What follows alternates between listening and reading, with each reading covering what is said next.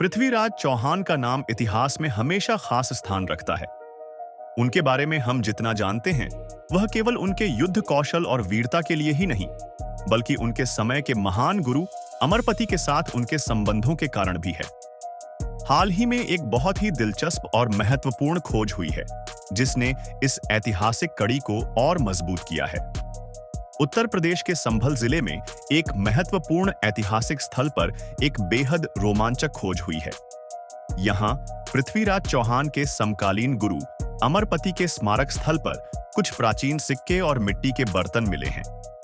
यह खोज न केवल इस क्षेत्र की पुरानी सभ्यता के बारे में जानकारी देती है, बल्कि भारतीय पुरातत्व सर्वेक्षण (ASI) के संरक्षण में 1920 से रखे गए इस स्थल के महत्व को भी रेखांकित करती है। आप सोच रहे होंगे कि इस खोज का क्या महत्व हो सकता है।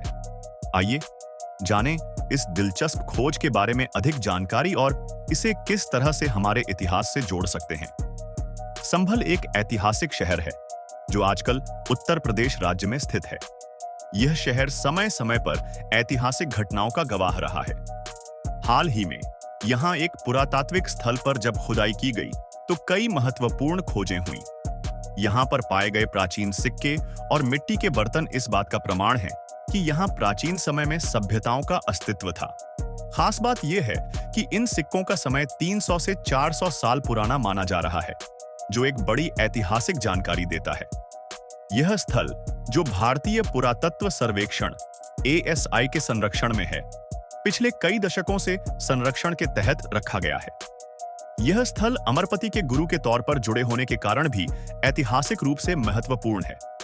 अगर हम इतिहास की बात करें तो अमरपति पृथ्वीराज चौहान के समय के एक महत्वपूर्ण गुरु थे। यह खोज उनकी गाथाओं और ऐतिहासिक महत्व को नया रूप देती है। अमरपति, जिनका नाम भारतीय इतिहास में उस समय के प्रभावशाली गुरुओं में गिना जाता है, उन्होंने पृथ्वीराज चौहान की युद्ध नीति और प्रशासन में अहम योगदान दिया था।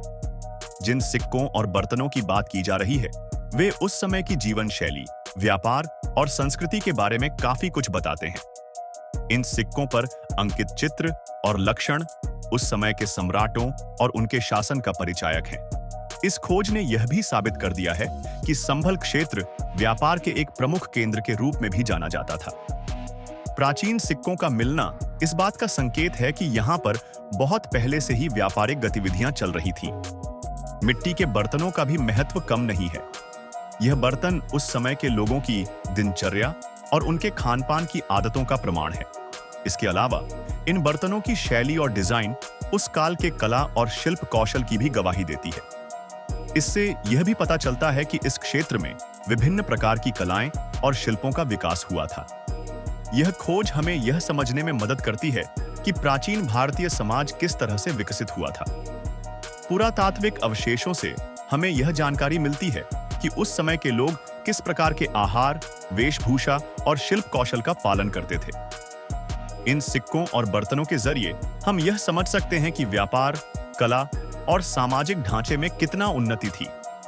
इतिहासकारों के अनुसार इस क्षेत्र का जो महत्व था, वह केवल उसकी भौगोलिक स्थिति तक सीमित नहीं था, बल्कि यहाँ के लोग संस्कृति, शिक्षा और कला के मामले में भी काफी प्रगति कर चुके थे।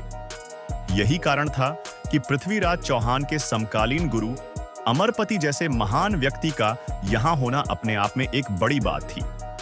यह स्थल उस समय की राजनीतिक और सामाजिक स्थिति का अहम केंद्र था।